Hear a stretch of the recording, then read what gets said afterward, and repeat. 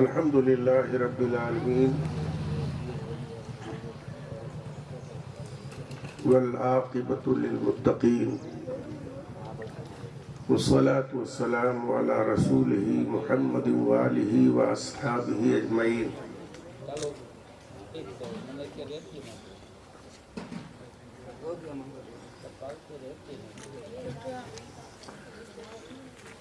وعلى آله الطيبين الطاهرين.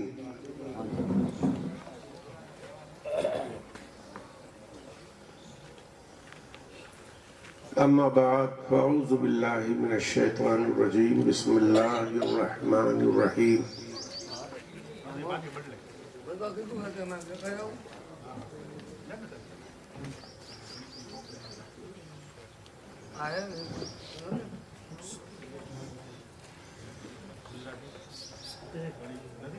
قال الله تبارك وتعالى في القرآن المجيد والفرقان الحميد: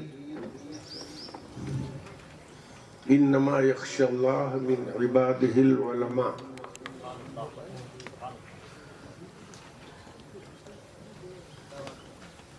آمنت بالله صدق الله العظيم وصدق رسوله النبي الأمين الكريم ونحن على ذلك لمن الشاهدين والشاكرين والحمد لله رب العالمین. انتہائی عقیدت و احترام کے ساتھ بارگاہ رسالت میں ہدیہ درود پڑھیں اور اللہم صلی علی سیدنا محمد وآلہ وصحابہ وبارک وسلم. صلاۃ و سلام علیک یا رسول اللہ صلی اللہ تعالی علیہ وآلہ وسلم.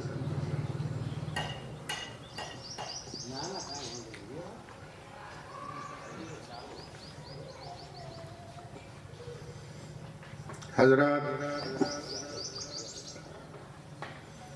اس مختصر سے بزم میں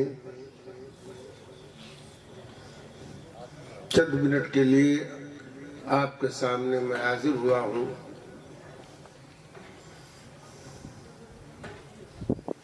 قرآن شریف کی ایک مختصر سی آیت تلاوت کر کے میں نے اپنے آپ کو مشرف کیا.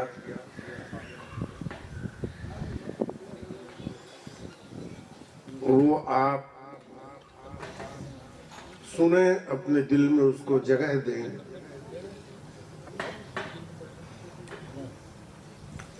اللہ تعالی ارشاد فرماتا ہے قرآن میں کہ اس کے بندوں میں سب سے زیادہ اس سے ڈرنے والے علماء ہیں. اللہ کے بندوں میں اللہ سے ڈرنے والے علماء ہیں.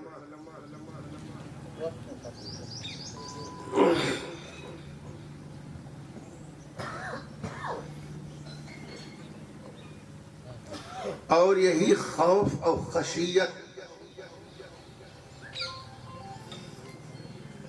پھر اس خوف کو اپنے دل میں رکھ کے جب وہ علماء کرام اس پر عمل کرتے ہوئے اپنی زندگی گزارتے ہیں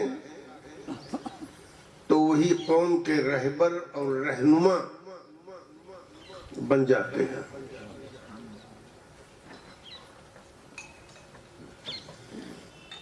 مشہور ہے کہ مدرسے نظامیہ بغداد شریف میں جس بادشاہ نے بنوایا تھا اور جو نظامیہ باغ میں قادریہ کے نام سے، غوث پاک کے نام سے مشہور ہوا، وہ بادشاہ اس مدرسے کو دیکھنے کے لیے گیا کہ جو ہم نے یہ ادارہ بنایا ہے چلو اس کا معائنہ کر لیں.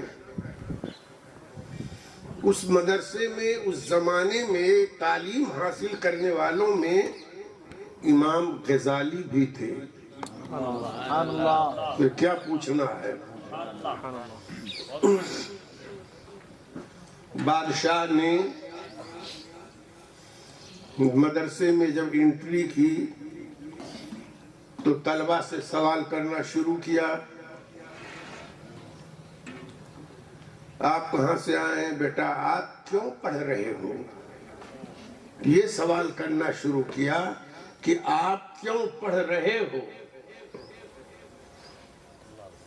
تو مختلف جوابات طلبہ نے دیے. کسی نے کہا ہم پریشان حال ہیں، اپنی روزی روٹی کے لیے پڑھ رہے ہیں، اچھی سروس ہو جائے گی، تنخواہ ملے گی.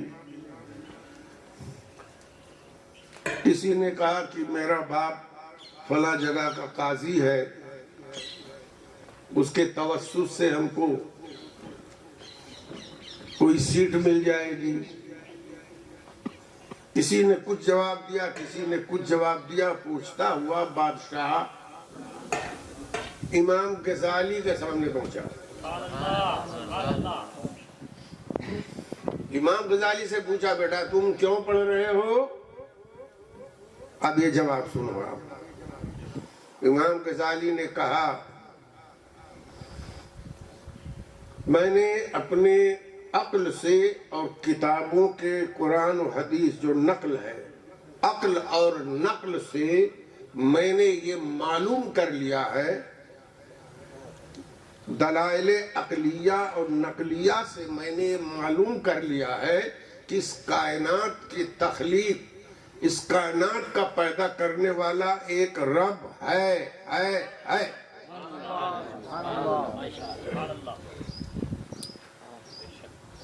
تو میں اس لیے تعلیم حاصل کرتا ہوں کہ میں وہ کام کروں کہ وہ راضی رہے. جس نے سب کو پیدا کیا اس لیے کہ وہ خود فرماتا ہے وَمَا خَلَقْتُ الْجِنَّ وَالْإِنسَ إِلَّا لِيَعْبُدُونَ، ہم نے انسانوں کو جناتوں کو صرف اپنی عبادت کے لیے پیدا کیا. تو میں اس لیے پڑھتا ہوں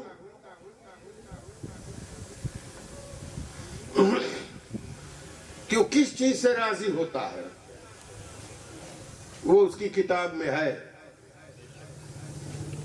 وہ پیدا کرنے والا رب کس سے راضی ہے اس کی کتاب میں ہے. تو میں وہی کام کروں جس سے وہ راضی ہے. میں اس لیے پڑھ رہا ہوں. بہت پیارا جواب دیا. یہ کون جواب دینے والے تھے؟ امام غزالی، جو اپنے وقت کے محدث اور مجدد. کیسے صاحب علم تھے؟ ہر فن کے ماہر اور شہسوار تھے. اپنے دل کی صفائی کے لیے چاہے جتنا علم ہو تو کہیں علم مغرور نہ بنا دے اور سب کو اپنے سامنے وہ صاحب علم ذلیل نہ سمجھنے لگے. اس کے لیے قلب کی صفائی کے لیے بزرگوں نے کہا ہے کہ اصحاب صوفیہ کے یہاں بھی کچھ دن تربیت حاصل کر تاکہ اس کے قلب کی صفائی بھی ہو جائے. تو وہ نکلے، انہوں نے اپنے عقل سے فیصلہ کیا کیا کروں میں. جو کھڑے ہوتے تھے جامع مسجد دمشق میں جہاں یحییٰ علیہ السلام کا مزار ہے، بیچ مسجد میں، اور اسی مسجد کے شرقی مینارے پر حدیث میں ہے کہ قرب قیامت میں امام مہدی آسمان سے اسی مینارے کے ذریعے اتریں گے. جو زیارت کرنے جاتے ہیں انہوں نے دیکھا ہوگا. تو حضرت امام غزالی ایک دن کھڑے ہوئے تو اپنے سینے پہ ہاتھ رکھے اور سینے پہ غور کیا کہ اس وقت ملک میں مجھ جیسا محدث، مفسر، مناظر، صاحب علم کوئی دکھائی نہیں پڑتا ہے. لیکن پھر ان کو احساس ہوا کہ یہ تو بات بولنی بھی نہیں چاہیے. تو اس کی صفائی کے لیے خود انہوں نے نسخہ تجویز کیا، اس کی صفائی ضروری ہے۔ تو انہوں نے کیا کیا، جامع مسجد دمشق میں وہ رہتے تھے، تو صبح صبح تہجد کے وقت اٹھتے تھے اور تہجد کی نماز پڑھ کے کہ باتھ روم، سنداس، بیت الخلا صاف کرتے تھے۔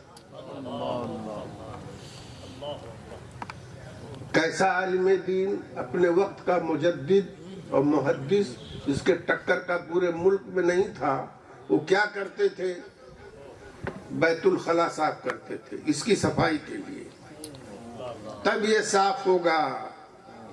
اس لیے صاف نہیں ہوا تو معلم ملکوت تو بنا، لیکن پھر معلم ملکوت بننے کے بعد یلا یوم الدین، قیامت تک کے لیے رب نے دھتکار بھی دیا ہے نا، اس غرور کی وجہ سے۔ تو صبح فجر کی نماز سے پہلے اٹھتے تھے، سنداس، بیت الخلا، غسل خانہ سب صاف کرتے تھے، مسجد میں جھاڑو دیتے تھے۔ جب اذان کا وقت ہوتا تھا تو مؤذن آتا تھا، اس نے دیکھا دروازہ کھٹکھٹایا تو آپ نے دروازہ کھولا، تو وہ کیا کر رہے تھے، تو اس نے دیکھ لیا یہ کیا کرتے ہیں، تو یہ بات عام ہو گئی، شہرت پا گئی کہ مولانا صبح کے وقت جو ہے مسجد میں جھاڑو بھی دیتے ہیں، غسل خانہ صاف کرتے ہیں اور سنڈاس بھی صاف کرتے ہیں۔ تو جب اس کی شہرت ہوئی، لوگوں نے پوچھا تو کہا غسل خانہ اور سنڈاس نہیں صاف کرتا ہوں، اپنے سینے کے میل اور قدورت اور غرور اور گھمنڈ کو نکال رہا ہوں۔ اور جب اس کی شہرت ہو گئی تو آپ نے سوچا اب یہاں رہنا میرا مناسب ہی نہیں ہے، اب بہت زیادہ لوگ قریب آتے جائیں گے، تو وہاں سے چھوڑ کر کے بیت المقدس چلے گئے۔ ان کے ٹکر کا کوئی نہیں، چھوڑ دیا اسی لیے کہ جب لوگ زیادہ جمع ہوں گے تو ڈسٹرب ہوں گے، تو پھر تعلیم میں، علم حاصل کرنے میں، عبادت و ریاضت میں ہر طرح خلل واقع ہوگا۔ اس لیے ہمارے بزرگان دین نے، اولیاء کرام نے، صوفیاء اعظام نے ہر جگہ خلق خدا سے کنارہ کشی کر کے ہی عبادت و ریاضت کی۔ کہتے ہیں کہ ایک جگہ حضرت جنید یا باعزید بستامی کا سفر ہو رہا تھا، لوگوں کو دیکھا کہ پورا شہر امٹ پڑا ہے آپ کے استقبال میں، پورا شہر ٹوٹ پڑا کہ یہ بزرگ آ رہے ہیں۔ ان کے ٹکر کا کوئی بزرگ تو تھا نہیں۔ آج بھی اولیاء کرام کی فہرست میں چاند سورج کی طرح ان کا نام روشن ہے۔ حضرت جنید بغدادی باعزید بستانی۔ تو پوچھا اپنے ساتھیوں سے یہ کیسا مجمع آ رہا ہے، کہا آپ کے استقبال میں رمضان شریف کا مہینہ، اپنی زنبیل میں ہاتھ ڈالا، نکالا روٹی کا ٹکڑا منہ میں ڈالا، کھانے لگے۔ لوگوں نے پوچھا کیا کر رہے ہو، کہا مجمع بھگانے کے لیے، اس میں جو دل میں میل پیدا ہوگا، جو غرور پیدا ہوگا، اس کا کوئی علاج نہیں، اس کا علاج یہی ہے۔ اور جب یہ بھیڑ چاروں طرف سے جب اکٹھا ہوگی، کوئی کام نہیں کر پاؤں گا۔ ایسے ہی آج بھی ان کا نام روشن ہے۔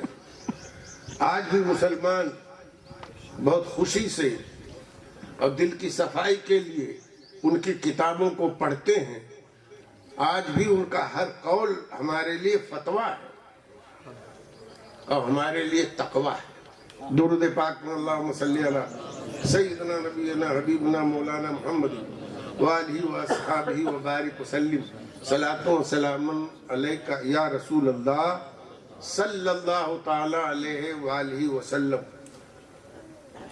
اور رب نے تو قرآن میں فرما دیا، اس سے بڑھ کے کوئی ثبوت نہیں چاہیے۔ کوئی واقعہ آپ کے سامنے بیان کرے، اس سب سے بڑھ کے ثبوت تو رب نے دے دیا کہ اللہ کے بندوں میں اللہ سے علماء ہی ڈرتے۔ ایک جگہ میں تقریر کر رہا تھا، ایک پیر صاحب آئے، کہنے لگے تو یہ خانقاہ کے جو بزرگ ہیں، سب اولیاء کرام جن کے مزارات بنے ہیں، یہ اللہ سے نہیں ڈرتے تھے؟ آپ نے عالموں کی ایسی فضیلت بیان کی۔ ہم نے کہا میں نے نہیں بیان کی باپو، اللہ نے بیان کی۔ اللہ سفارہ کھول کے دیکھو اور اس کا ترجمہ آپ دیکھو، اس نے بیان کی ہے۔ اور اگر آپ کے پاس علم نہیں ہے تو ڈسٹرب کرنے کے لیے مت آؤ۔ آپ کے پاس علم نہیں تو دارالعلوم میں آؤ، اس کی تفسیر سمجھا دوں آپ کو، اس میں کیا حکمت ہے۔ خاموش ہو گئے۔ تو یہ بھی ایک بڑائی ہے کہ کچھ بھی نہ آتا ہو، انگوٹھا ماسٹر ہو، لیکن مولانا سے بڑے گا۔ قوم سے چندہ کرو، نیازہ کرو، اور مولانا سے بڑے ہو۔ جس نے قرآن پڑھی، تفسیر پڑھی، حدیث پڑھی، پڑھا رہا ہے، اس سے بھی آپ بڑے ہو۔ کیا کام کرتے ہو بڑائی کا؟ بڑائی کا کام بتاؤ کہ کیا کرتے ہو؟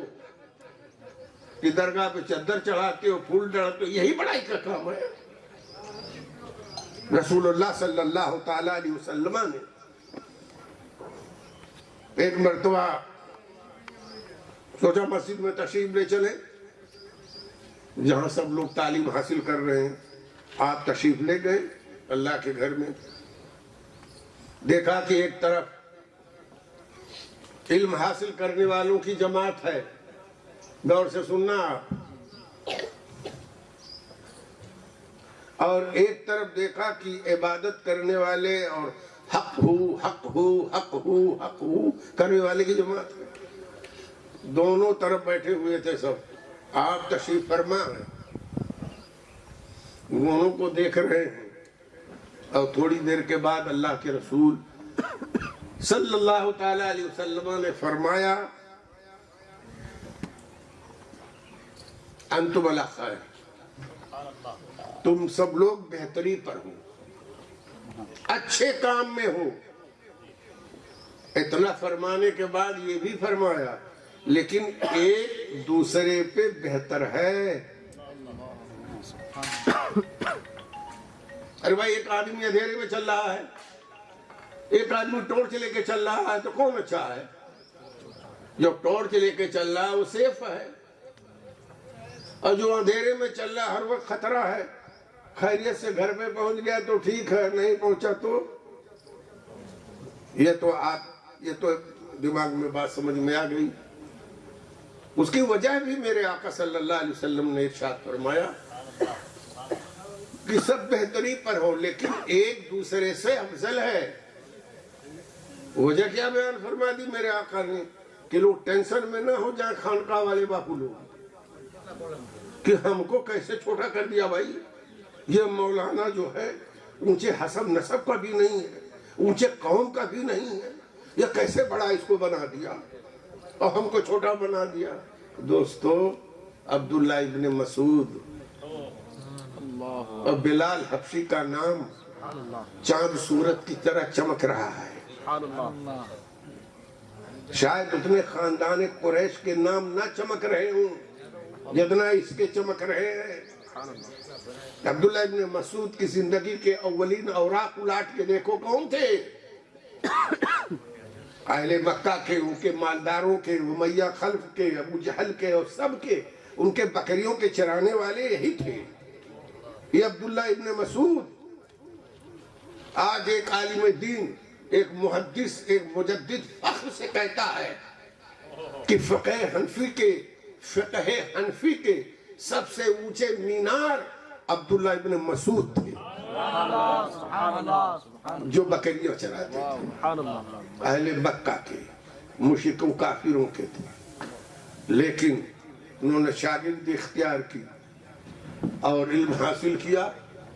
اس علم نے اتنی بلندی پر پہنچا دیا کہ ان کا ایک مسلک الگ مشہور ہو گیا کہ حضرت امام اعظم ابو حنیفہ جیسے لوگ ان کے شاگرد نہیں، ان کے شاگردوں کے شاگرد پر فخر کر رہے ہیں۔ تو حضور نے فرمایا کہ دونوں بہتری پہ ہو، انتم علی خیر، اچھا کام کر رہے ہو، لیکن ایک دوسرے پہ بہتر ہے۔ اب سنو کیوں؟ یہ اللہ سے مانگ رہے ہیں، یہ اللہ سے مانگ رہے ہیں، وہ چاہے دے اور چاہے نہ دے۔ اور یہ جماعت علم حاصل کر رہی ہے، اللہ علیم ہے اور علم کو دوست رکھتا ہے، اور جو علم حاصل کرتا ہے اس کو بھی دوست رکھتا ہے۔ یہ عبادت کرنے والی جماعت ہے، اللہ سے مانگتے ہیں، وظیفے کرتے ہیں، اللہ چاہے دے چاہے نہ دے، اور یہ علم حاصل کر رہے ہیں۔ اللہ رب العزت جل جلالہ و من والہ ان کو چاہے دے چاہے نہ دے، اور ان کے بارے میں فرمایا ان کا تو رب نگہبان ہے ہمیشہ ہمیش کے لیے۔ آپ دیکھتے ہو مولانا بیچارہ 250 روپیہ 300 روپیہ 400 روپیہ 500 روپیہ امامت کرتا ہے، اور مسجد سے نکلتا ہے تو جنت الفردوس کی خوشبو نکلتی ہے۔ اتنی تنخواہ ہی نہیں ہے تو جنت الفردوس خریدے اور لگائے۔ یہ اس کی مقبولیت ہے، اس کے مقتدیوں کا، اس کے دوستوں کا، مسلمانوں کا اس کے ساتھ، کہ اس تنخواہ میں رب اتنی برکت عطا فرماتا ہے کہ اسے اچھے سے اچھا پہنتا بھی ہے اور اچھے سے اچھی خوشبو لگاتا بھی ہے۔ اللہ اکبر یا رسول اللہ۔ تو رب چاہے یہ عبادت کرنے والوں جو مانگتے ہیں چاہے دے چاہے نہ دے، اور ان کے علم والوں کی طرف اشارہ فرمایا اور کہا ان کو نہ دینے کا تو کوئی سوال ہی نہیں ہوتا، ان کا تو سب متکفل اور ضامن ہے۔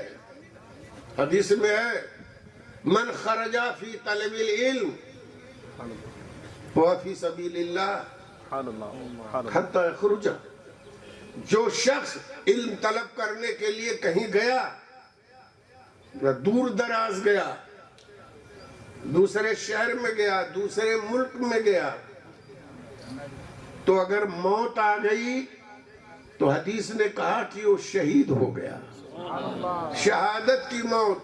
وہ جب تک گھر واپس نہیں آئے گا اللہ اس کے زندگی کا نگہبان اور متکفل ہے، اس کو گھر پہنچائے گا۔ جو ہمارے شہزادے گئے پڑھنے کے لیے، وہاں سے آئے، علم حاصل کیا، رسول اللہ صلی اللہ علیہ وسلم کے فرمان کے مطابق اعزاز اور ڈگریاں لے کر دنیا کی نہیں آخرت کی بھی، اور خوش نصیبی ہے ان کے لیے اور ان کے آبا اجداد کے لیے، ان کے گھر والوں کے لیے، سب کے لیے، کہ رسول اللہ، اب آخر بات کر رہا ہوں، کہ رسول اللہ صلی اللہ علیہ وآلہ وسلم جب مسجد میں تشریف لے گئے تو دونوں جماعت تو دیکھی، حق ہو کرنے والے جو سر جھٹکنے والے تھے ادھر بھی اور ادھر بھی کی پڑھنے والوں کے، لیکن اسی جماعت میں بیٹھے جہاں علم حاصل کرنے والے تھے اسی ان کے ساتھ بیٹھ گئے، اور حق ہو کرنے والے کی جماعت میں نہیں بیٹھے۔ اور اس کی وجہ بھی بیان فرما دی کہ یہ اپنے رب سے مانگتے ہیں، عبادت کرتے ہیں، رب چاہے قبول فرمائے چاہے نہ قبول فرمائے۔ اور یہ لوگ تو وہ کام کر رہے ہیں کہ قبول نہ ہونے کا سوال ہی نہیں پیدا ہو۔ اللہ تعالیٰ نے انبیاء مرسلین کو تبلیغ کے لیے بھیجا، ہدایت پر مامور کیا، تو اس کے لیے علم ضروری ہے۔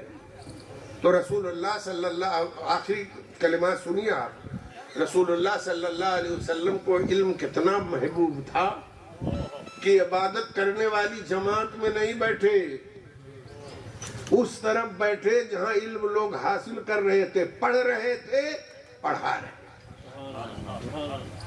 اس لیے ہم اپنے قوم کے لوگوں کو یہ ذہن دینا چاہتے ہیں کہ علم دین کی طرف اپنے بچوں کو متوجہ کریں،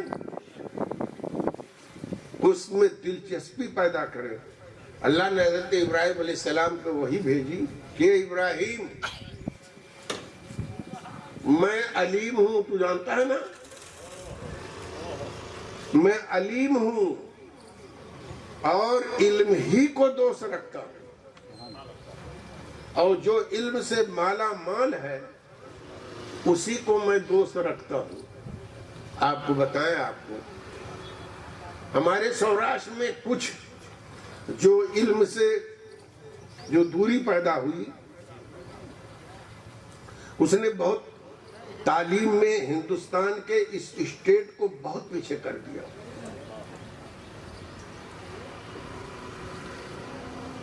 اور اب کچھ بیداری پیدا ہوئی ہے اور تیزی کی طرف یہ قافلہ رواں دواں ہے۔ آپ ہندوستان کے مدرسوں کا آپ سروے کریں تو دیکھیں گے کہ دولت کی ریل پیل تو سوراشٹر گجرات میں ہے، تو مدرسے کیوں نہیں ہیں؟ تو مدرسے کم ہیں، اور جہاں اتنی نہیں ہے وہیں سے پورے ہندوستان کی خوراک پوری ہوتی ہے۔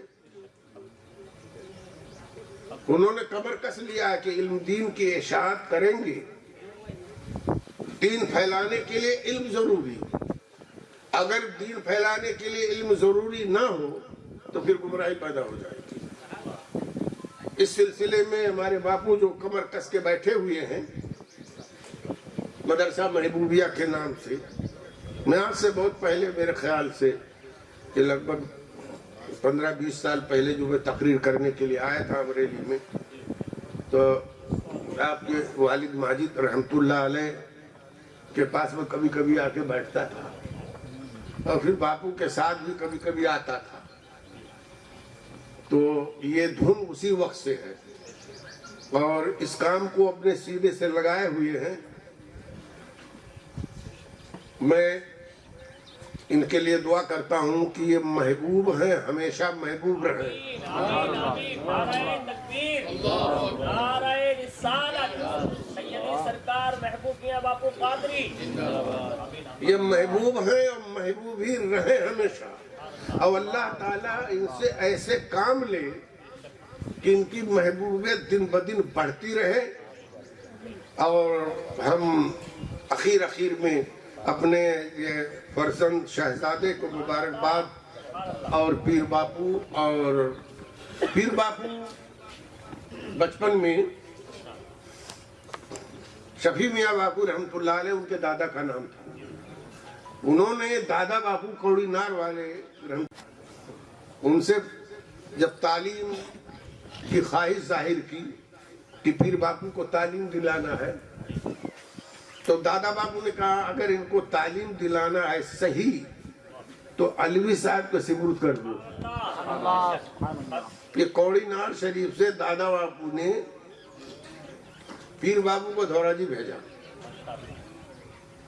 ایک بات اور اپنی بتا دوں، میرا ایک مزاج ہے، وہ مزاج سے میں بھی مجبور ہوں، چاہے کسی کو برا لگے چاہے اچھا میں کرتا ہوں۔ تو پیر باپو جب گئے مدرسے میں داخلہ لیا تو قاضی مسجد پالاواڑ میں مدرسہ چلتا تھا، تو مسجد کا ایک حجرہ چھوٹا سا ہاؤس کے پاس تھا، اس میں ان کے الگ رہنے کا انتظام کیا، اپنے اثر و رسوخ سے انتظام کروایا لوگوں نے، اور کھانا کھانے کا انتظام الگ ہوٹل میں کروایا. یہ میرے مزاج کے خلاف. ہم نے کہا بریلی میں اعلیٰ حضرت سے زیادہ مالدار میں کسی کو نہیں مانتا. 8 گاؤں ان کی جاگیر میں تھے. کتنے گاؤں؟ 8 گاؤں. بریلی سے بدایوں جتنی زمین ہے سب انہی کے تھے.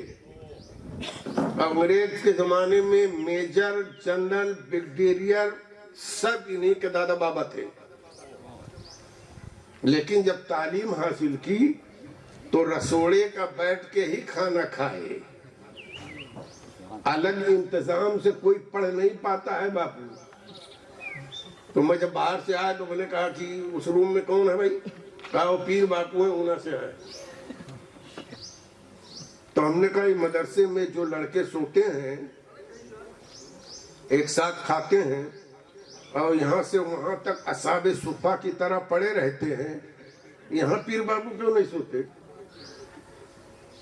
تو جب تعلیم ہی کے زمانے میں ذہن میں بڑائی ہوگی تو پڑھے گا کیا؟ چھڑا اس کو وہاں نہیں رہنے دیں گے ہم. انہی کے ساتھ بیٹھ کے کھائے اور انہی کے ساتھ سوئے اگر پڑھنا ہے. اور انہیں چھوڑا دیا اور پھر انہی کے ساتھ ایک گدڑی بچھائے تکیہ رکھے پڑے رہے. اور ایسے ہی لڑکوں میں ایسا گھل مل گئے، کہنے لگے ہم سے خود ہی کہا انہوں نے، حضور ہم کو جتنا مزہ یہاں آتا ہے وہ اکیلے میں نہیں آتا تھا. اور پھر ان کا دل مسکینیا میں ایسا لگ گیا اور پڑھے الحمدللہ اور فارغ ہوئے، عالم دین ہوئے اور آج دین کی خدمت میں مصروف بھی ہیں. مدرسہ قائم کیا جو سینکڑوں اس مدرسے سے عالم و حافظ اور قاری ہو کر کے نکلتے ہیں. اللہ تعالیٰ اس ادارے کو دن دونی رات چوگنی ترقی عطا فرمائے اور پیر بابو اور ان کے انتظامیہ اس کے مدرسین متعلمین کو عافیت دارین سے نوازے مولا تعالیٰ. تو علم دین جو ہے یہ آپ کے والد صاحب رحمت اللہ علیہ سے ہم سے بارہا ملاقات ہوتی تھی اور میں آپ کے ساتھ آتا تھا اور میں ان سے یہی عرض کرتا تھا کہ میں اس چیز کو زیادہ پسند کرتا ہوں جو آپ کر رہے ہو.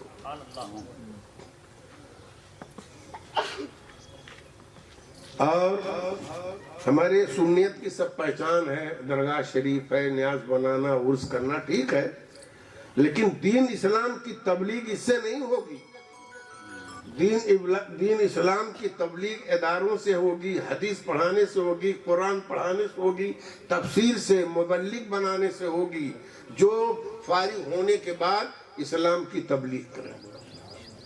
ماشاءاللہ اسی وقت سے آج تک یہ جاری ہے اور اپنے والد ماجد کے اس طریقہ کار کو محبوب باپو نے محبوب ہی بنا لیا ہے. اللہ تعالی ہمیشہ محبوب ہی ان کو رکھے اور اس کے تمام بندے محبوب باپو کو محبوب ہی رکھیں اور ہمارے فرزند صالح کو اللہ تعالیٰ بام عروج تک پہنچائے. ان سے دین کی بیش از بیش خدمت کی توفیق عطا فرمائے. وما علینا الا البلاغ. سلام علیکم.